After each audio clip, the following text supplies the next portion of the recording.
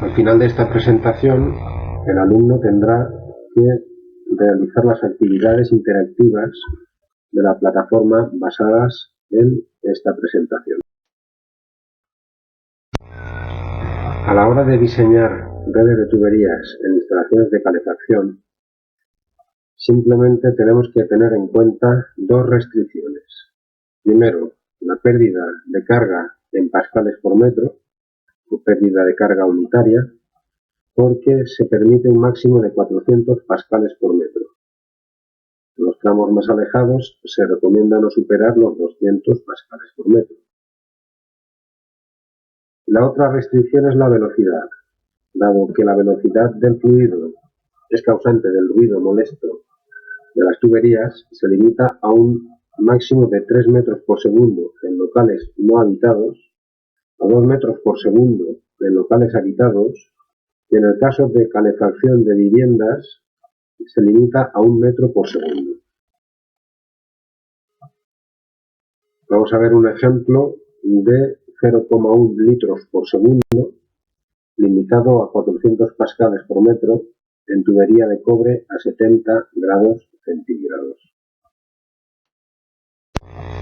Primero tenemos que seleccionar bien el ábaco de la tubería adecuada.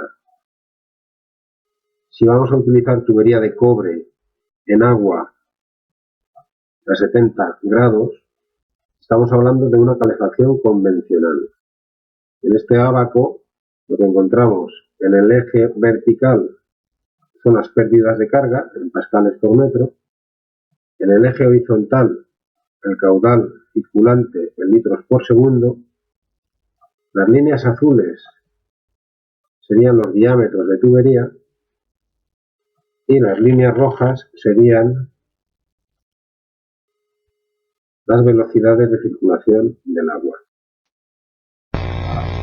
En el ejemplo anterior, el caudal era 0,1 litros por segundo. Entonces, este punto del gráfico sería el punto inicial.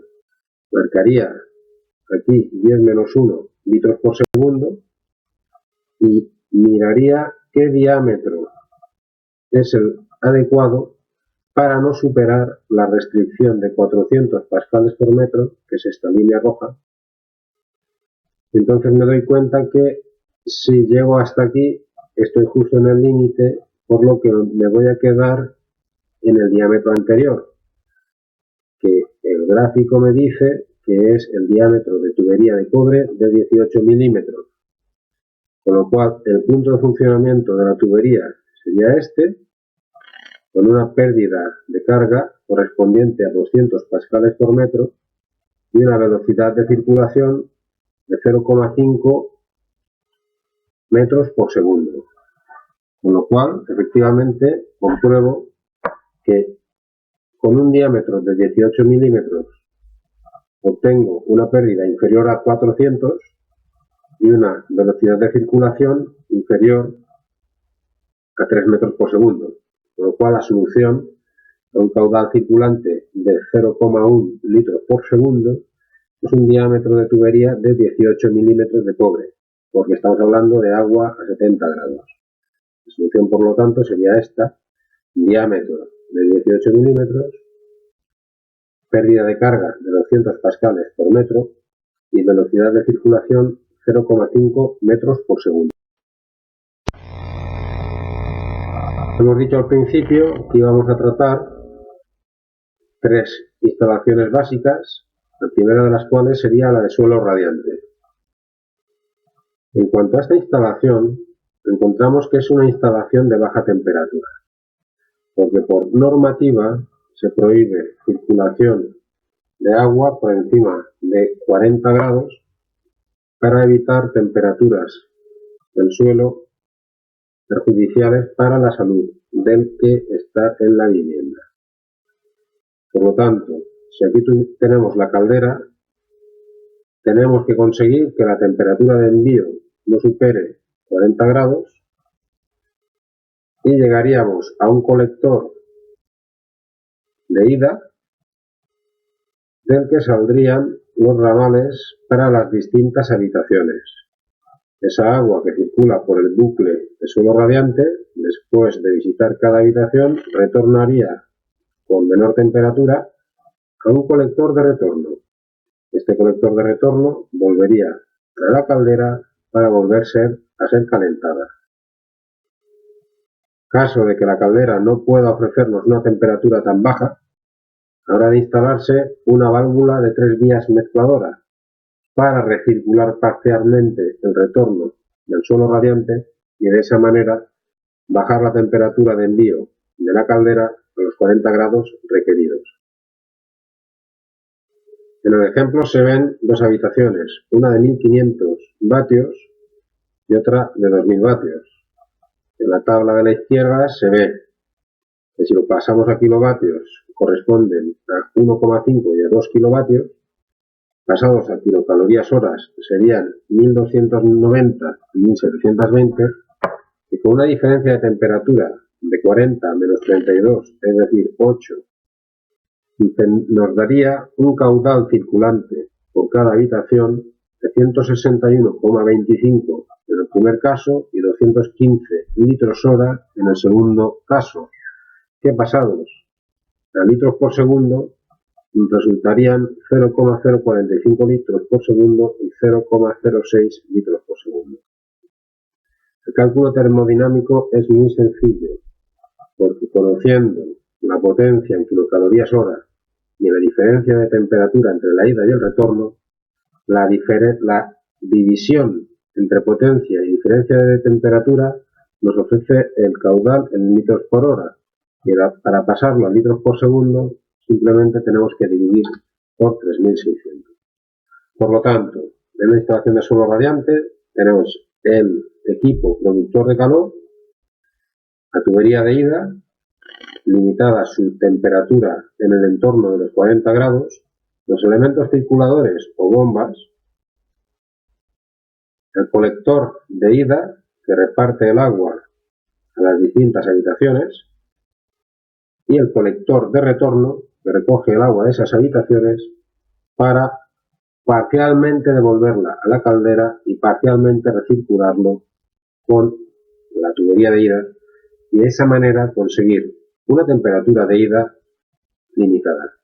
Todo ello controlado electrónicamente con un elemento de control que ejerce su control sobre la producción de calor, sobre la válvula mezcladora de 3 vías y sobre las válvulas electrónicas que regulan el caudal que debe llegar a cada habitación, junto con los termostatos ambientes de las distintas habitaciones y una sonda externa que siempre es aconsejable para la regulación de las instalaciones térmicas.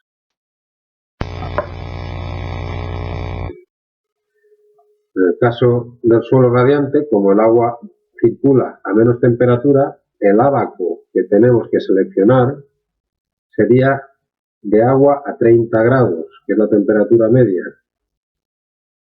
utilizando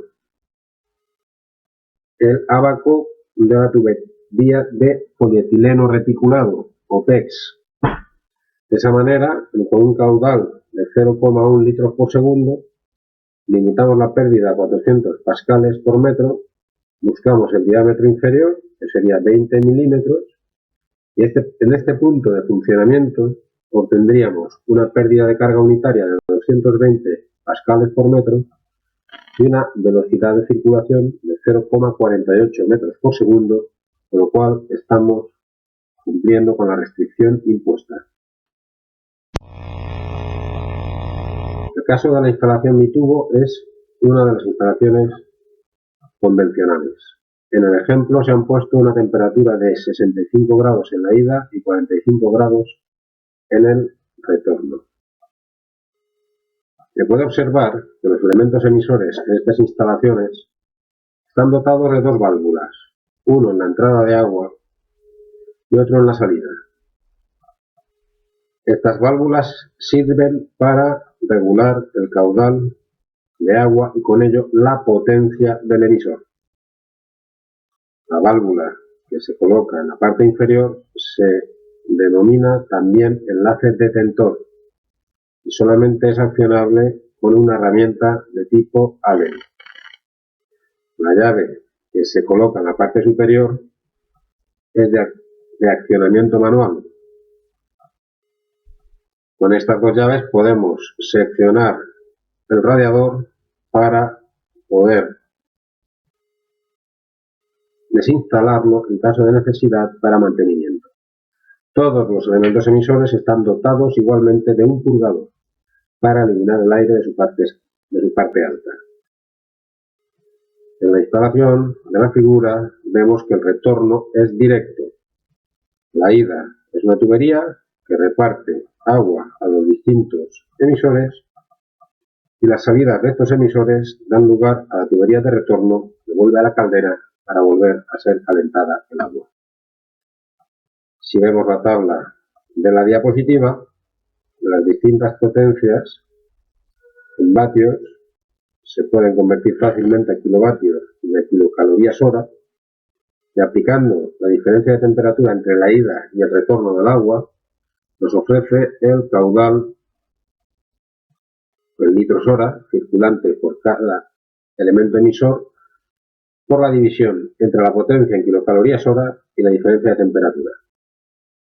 Este caudal dividido por 3600 nos dará el caudal en litros por segundo. Los tramos de una instalación bitubo son aquellos en los que el caudal de agua circulante es el mismo.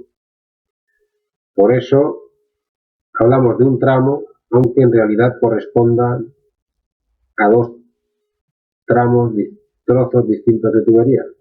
El color rojo sería el tramo que más caudal llevara, el color verde nos indicaría el tramo que llevara menos caudal, el gris claro menos caudal todavía, y el amarillo sería el tramo que menos caudal llevaría.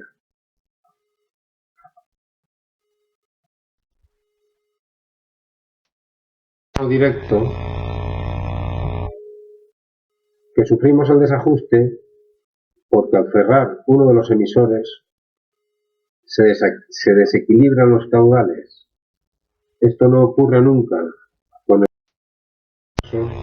porque el recorrido en longitud que realiza el agua de camino hacia los emisores siempre es el mismo cuando vuelve a la caldera, por haber añadido esta tercera tubería que obliga al agua siempre a recorrer toda la instalación hasta el final para volver. Por esta razón, el retorno inverso es un elemento de calidad de las instalaciones hidráulicas, ya que confiere al circuito un equilibrado hidráulico robusto y seguro. Los elementos que componen la regulación y la conexión de un radiador en una instalación bitubo son estos.